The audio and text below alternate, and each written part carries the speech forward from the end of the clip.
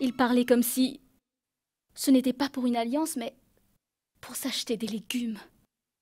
Ce sont des gens qui pensent seulement à leur confort matériel. Et tout ce qui compte pour eux, c'est de réunir autant d'argent que possible. Je me sens vraiment mal, Neil. Quand maman se laisse facilement influencer par ces personnes. Saloni, tu sais très bien que ta maman a un cœur sensible. Mais quand elle se fait une opinion à propos de quelqu'un, elle y croit fermement. Comme je le fais à propos de Abji. Si cela ne tenait qu'à elle, elle m'aurait déjà fait quitter, non seulement cette maison, mais aussi ce pays. Mais, comme c'est ta maman, elle ne pense qu'à ton bonheur. Elle doit vraiment s'inquiéter pour toi. Venez les enfants, je vous apporte des galettes chaudes. Mangez et dites-moi ce que vous en pensez. Abji, je t'ai dit à maintes reprises que tu n'avais pas besoin de faire tout cela. Hé, nous pouvons nous permettre un serviteur. Saloni, tu as entendu ce qu'il a dit? Employer un serviteur. Après la mort de son père, je l'ai élevé comme mon propre fils. Et il veut un serviteur. Mais pourquoi pas, Neil? On peut employer un serviteur. C'est possible. Et après, ne viens pas te plaindre qu'il ne fait pas la cuisine, qu'il ne sait pas jouer de la musique, etc. Aussi bien qu'Abji. Tu es d'accord? Je le savais. Elle est têtue. Elle est vraiment têtue, cette pas de main. Je n'en suis pas moins. Je me suis collée à son dos. Mais mon cher beau-frère, tu sais que les mots seuls ne suffiront pas à résoudre le problème. Je te suggère d'aller emprunter un peu d'argent plutôt. Entre-temps, je vais finaliser l'affaire à 1 500 000. Même 1,5 million, c'est trop. Je ne pourrai jamais économiser autant de toute ma vie. Ne sois pas pessimiste, sinon on n'arrivera à rien. Il faut persévérer. C'est pas la peine de persévérer, Ambika. Je suis le seul à travailler dans cette maison. Samar étudie encore. Que peux-tu être défaitiste? Cher beau-frère, c'est ça ta plus grande faiblesse. Tu abandonnes avant même d'avoir commencé. C'est à cause de cette faiblesse que tu as beaucoup perdu avant. Est-ce que tu t'en souviens? Reprends-toi! Sers-toi de ton cerveau, rien n'est impossible. Je ne supporte pas de te voir souffrir ainsi. C'est pourquoi je dis tout ça. Si vous voudrez bien suivre mes conseils, vous aurez 2 à 3 millions comme ça, en un clin d'œil. Tout comme un gros lot. Belle-sœur Mano, parle plus clairement. Ma chère belle-sœur, pourquoi es-tu si pressée? Un peu de patience. Voilà, c'est très simple. Tu n'as qu'à marier Samuel. La dot qu'elle t'apportera, donne-la à Saloni. Padma sera satisfaite, et moi aussi. Qu'on marie Samar? Mais il ne travaille pas. Qui voudra marier sa fille avec lui? Que tu es bête. Les filles sont comme des chèques ouverts. Tu n'as qu'à les présenter au comptoir et tu reçois de l'argent. Ce que Manu est en train de dire est très juste. Oui, mais le papa ne semble pas être d'accord. Tu sais, Manu, il ne fait que ruminer tout le temps. Dites-moi, est-ce que vous pensez à quelqu'une? Bien sûr, j'en connais une. Pas une fille ordinaire, mais quelqu'une qui est riche. Je l'ai dans ma poche. La fille de Vijay Singh. La fille de Vijay Singh? C'est elle qui... Oui, oui, beau-frère, celle-là. Celle avec qui le mariage de ton fils Samar a été fixé, mais qui s'était enfuie. Elle est retournée à la maison. Nul besoin de faire cette tête. 2 années se sont déjà écoulées. Si les parents de la fille l'ont oublié, alors pourquoi nous languir là-dessus? Mais les gens... Mais t'es impossible. Qu'est-ce que les gens ont à voir avec cela? Les gens vont jaser pendant quelques jours, mais après ils se tairont. Mais moi je suggère qu'avant les gens ne commencent à parler de cet incident, nous le fassions. Qui voudrait épouser une fille qui n'apportera que du déshonneur? Dans de telles circonstances, c'est à nous, les membres de la caste, de venir en aide. Tout le monde va te féliciter. Bravo Mano, tu as eu une idée géniale.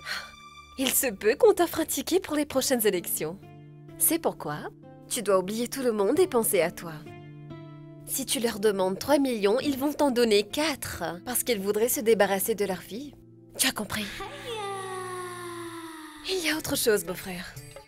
Si ce marché est conclu, Je vais m'offrir une belle ceinture en or et cela à vos dépens. À vous de persuader Samuel. Je me charge du reste. Au revoir.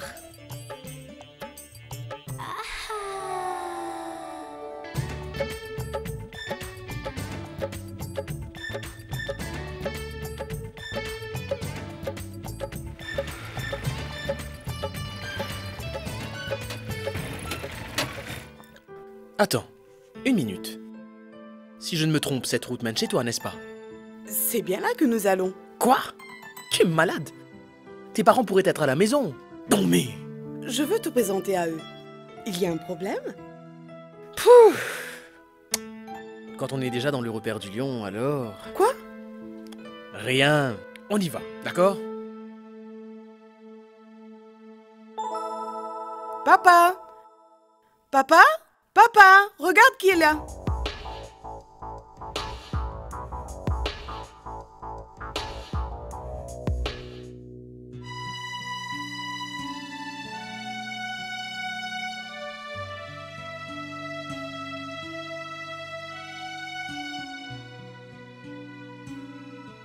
Papa, je te présente... Samar. Bonjour, monsieur. Comment avez-vous fait pour me reconnaître? Kaveri m'a tellement parlé de toi que je t'ai reconnu aussitôt que je t'ai vu. Entre, entre, viens t'asseoir. Non, papa, nous sommes pressés. Nous allons sortir. Où est maman? Où crois-tu donc qu'elle est? Au temple. Mon fils, c'est la première fois que tu viens à la maison. Tu ne vas pas partir comme ça. Monsieur, toutes ces formalités ne sont pas nécessaires. Je vais revenir. Samar, dis-moi, qu'est-ce que ton père fait dans la vie? Il est membre du Conseil de développement urbain, monsieur Narpat Singh. Je t'écoute, belle-sœur. Beau-frère, j'ai une bonne nouvelle à t'annoncer. J'ai finalisé pour bientôt le mariage de ton fils Samar à la fille de Vijay Singh. Pourquoi? Ce silence, cher beau-frère. Surtout n'oublie pas que tu auras à m'offrir comme cadeau une ceinture en or. Eh oui, annonce la nouvelle Ambika. Je suis sûre elle va s'en réjouir. Je n'arrive pas à croire qu'ils ont accepté. 4 millions? Pourquoi ne seraient-ils pas d'accord? Ils ont eu une perle rare. Bien sûr, mon fils est une perle rare. Samar? Je devrais m'en douter qu'il n'est pas à la maison. Shubra? Shubra, où es-tu? Belle-sœur, Shubra n'est pas à la maison. Je peux faire quelque chose? Non, non, ce n'est rien. Écoute, ma chère Ambika, fais-lui part de la bonne nouvelle, elle le mérite bien. Le mariage de Samar est déjà fixé. Écoute, Gayatri, je ne voudrais pas que tu fasses ébruiter cette nouvelle. S'il y a quelqu'un qui doit en parler, c'est bien moi. Tu as compris?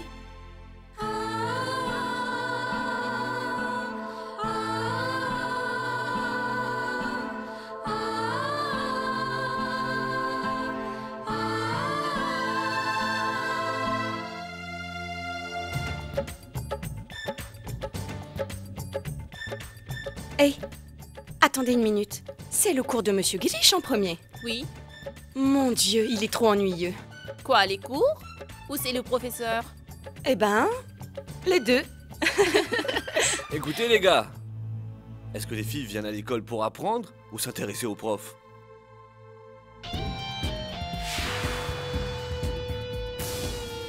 Allons-y les gars.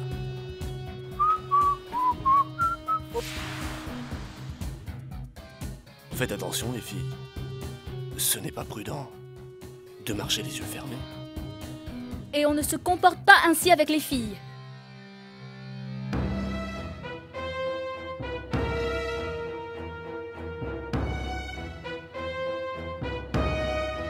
Et sécher les cours, c'est le passe-temps des filles décentes, t'as raison. Et qu'est-ce que tu fais ici?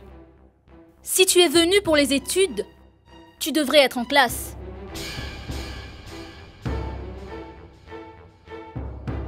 Et toi?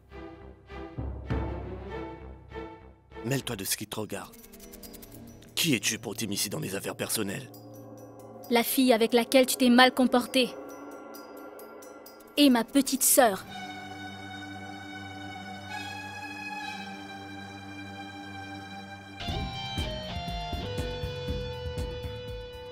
Une sœur est comme la lumière du jour. Et l'autre, comme les ténèbres de la nuit. Comment est-ce que tes parents ont-ils fait pour accomplir un tel exploit?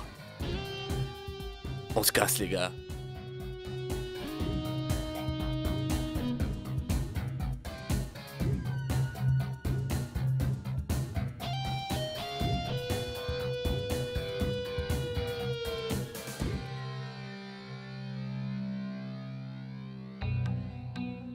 Quel besoin avais-tu de souligner devant tout le monde que tu es ma sœur? Qu'est-ce que tu as à vouloir m'humilier en permanence, hein? Shubhra, est-ce là une façon de parler à ta sœur aînée? Oh, je t'en prie. Je dois écouter ma sœur aînée par devoir. Je n'ai pas le choix. Mais que ses amis me fassent la morale, non.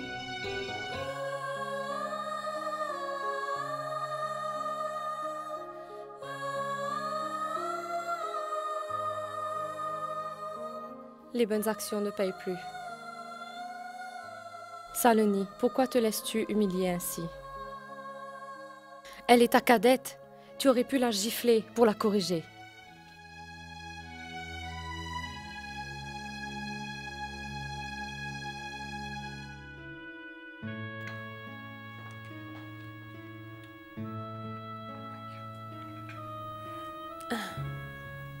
Il y a quelque chose dont je voudrais vous parler.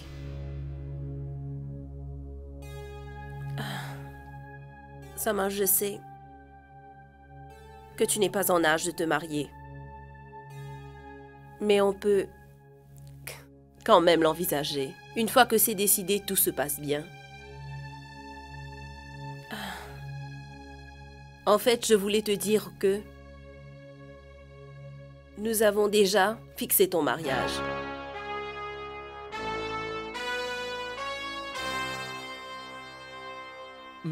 Mon mariage? Mais pourquoi? Que veux-tu dire par pourquoi? Avec l'arrivée de notre belle-sœur, la maison sera égayée. Reste à table, je vais de ce pas préparer un plat sucré pour tout le monde. Tu n'as pas répondu à ma question, maman. Je ne vois pas l'utilité.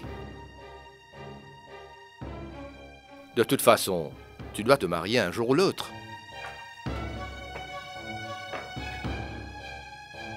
Samar?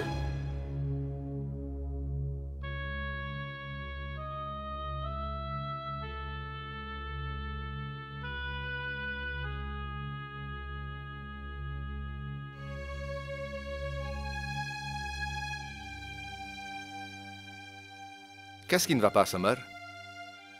Papa, pourquoi soudainement vous décidez de me marier? C'est comme si, mon fils, tu es en train de donner une nouvelle vie à ta sœur, en reconnaissance de toute son affection pour toi. Samar, voilà. Nous avons eu une bonne proposition pour Saloni, mais il demande une somme énorme et ton papa ne pourra jamais se procurer autant d'argent. Pour cela, nous avons dû avoir recours à ton mariage au plus tôt. Et la dot servira pour le mariage de ta sœur Saloni. C'est à ton tour de faire ton devoir de frère. Tu le feras, n'est-ce pas? Tu comprends, Samar? La fille est d'une très bonne famille. Tu seras très heureux avec elle.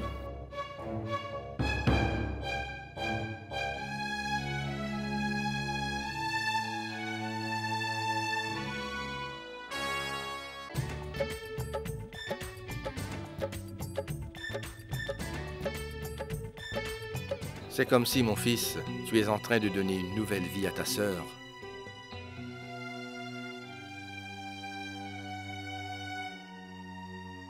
Bravo. En voilà un fiston bien obéissant. Papa et maman te demandent, et toi, tu laisses tomber la fille que tu aimes. Que la pauvre Kaveri aille se faire voir. Tant que toi, tu es là tranquille, tu ne t'embêtes pas. Tu es prêt à te faire offrir en sacrifice. Shubhra, pourquoi parles-tu de la sorte en une si bonne occasion? Mais c'est à cause de toi tout ça. Tout le monde est en train de sacrifier mon frère. Et pourquoi tout ça? À cause de toi. Shubhra, veux-tu te taire? Samar va être marié contre son gré. À ton avis, pour quelle raison? Tu t'es posé la question? C'est pour que la dot qu'il va recevoir soit utilisée pour ton mariage à toi. Mais oui, bien sûr. Personne ne voudrait de toi comme femme sans argent. Tout le monde est en train de jouer avec la vie de mon frère et son amour et tout ça pour toi.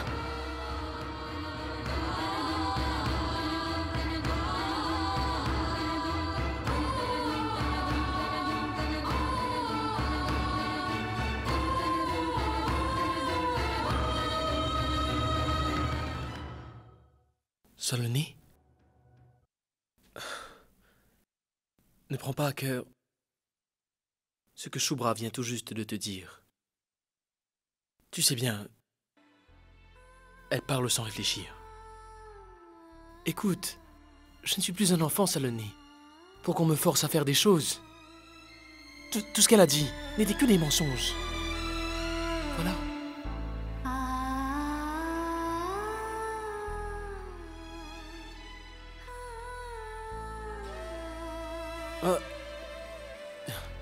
Tu l'avais fait avec tant d'amour.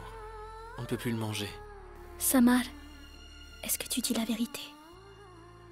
C'est vrai, Saloni. Je n'ai aucune raison de te mentir. Laisse Shubra parler. Tu ne me crois pas? Non. Ce n'est pas ça, mais... Il n'y a pas de signe de mets qui tiennent. Ça sent tellement bon. Tu en as d'autres? Apporte-les-moi, s'il te plaît. S'il te plaît, s'il te plaît.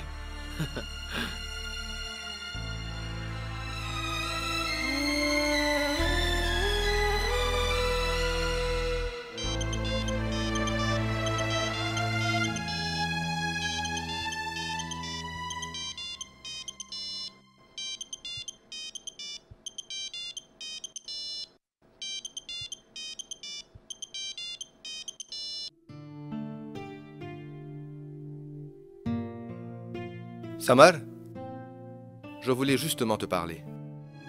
Tu es pressé? Oui. Je voudrais juste savoir, mon fils, si tu aimerais rencontrer cette fille avant ton mariage. Comme vous avez déjà tout organisé pour le mariage, il n'est pas nécessaire pour moi de la rencontrer. Au revoir. Samar! Et as-tu pensé à nous, hein? Kaveri, je ne peux rien refuser à mes parents. Et qu'en est-il des promesses que tu m'as faites? De toute façon, ils n'auraient jamais accepté un mariage intercaste. C'est hors de question. Que je n'appartiens pas à ton caste? C'est maintenant que tu t'en rends compte? Parle! Pour l'amour de Dieu! Réponds-moi! Kaveri, s'il te plaît, arrête! Ça ne se passe pas comme tu l'imagines. C'est comme ça, Samar.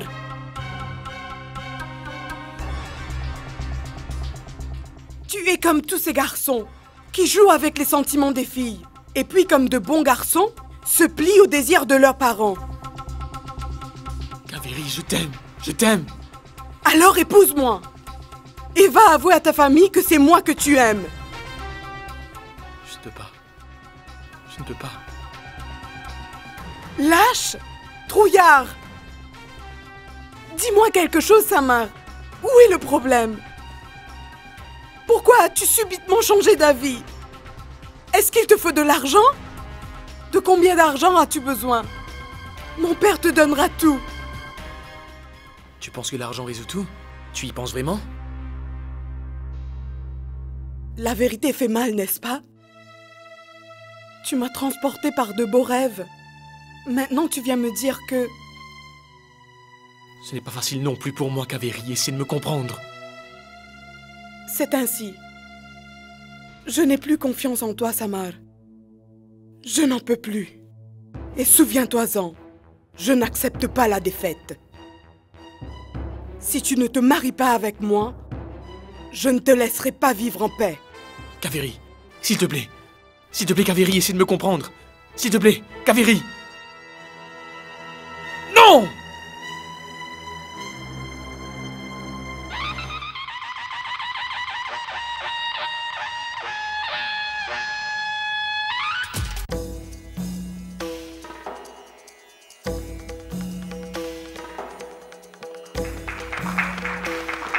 la réunion de famille est terminée.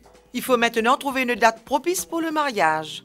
Tu n'as rien oublié, j'espère. Je suis encore en vie. Tout se déroulera comme nous l'avons prévu. Je me suis déjà fiancée. Je me suis déjà fiancée. Je me suis déjà fiancée.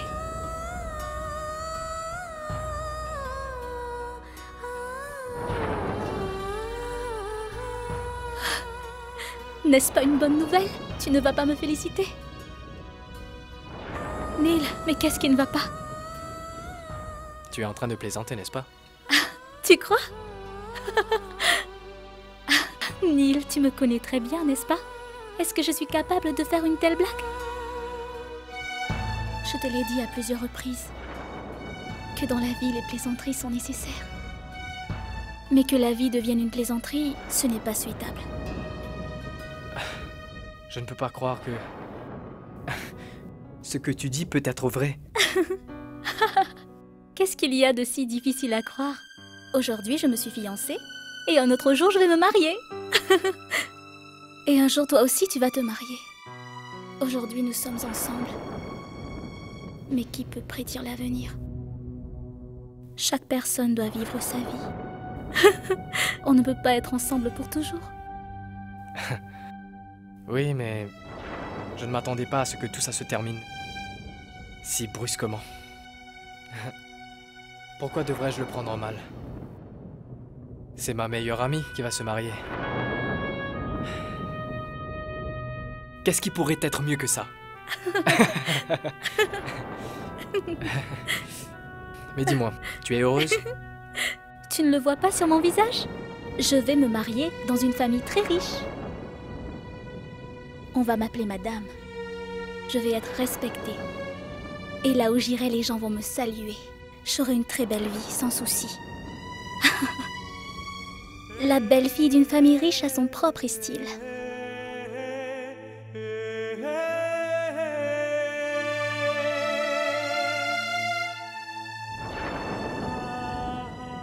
Pourquoi me fixes-tu ainsi? Saloni, la joie que je vois sur ton visage ne se reflète pas dans tes yeux.